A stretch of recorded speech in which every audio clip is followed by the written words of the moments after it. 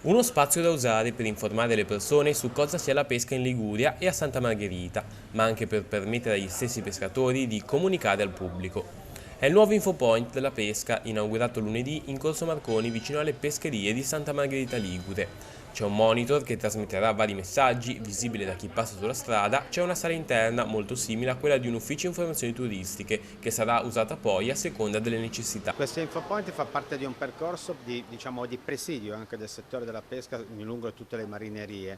Questo a Santa Margherita Ligure ha il suo significato perché Santa Margherita Ligure è una delle marinerie sicuramente più rappresentative della Liguria, sia per la parte della pesca a strascico, per i gamberi di profondità, ma anche per la piccola pesca. L'apertura è stata sostenuta da Comune, Regione Liguria e le associazioni dei pescatori. È stata finanziata con 30.000 euro di fondi europei destinati dalla Regione. Abbiamo coinvolto davvero tutti coloro che raccontano la nostra storia di mare per poterla poi condividere con gli altri in maniera veramente completa a 360 gradi. Quindi un piccolo risultato perché è un piccolo locale, ma in verità dietro un grande lavoro, una grande motivazione e un coinvolgimento ad ampio raggio. Un'iniziativa che si inserisce in un quadro difficile per la pesca non solo in Liguria. A pesare sono i costi per chi lavora nel settore, in primis il carburante.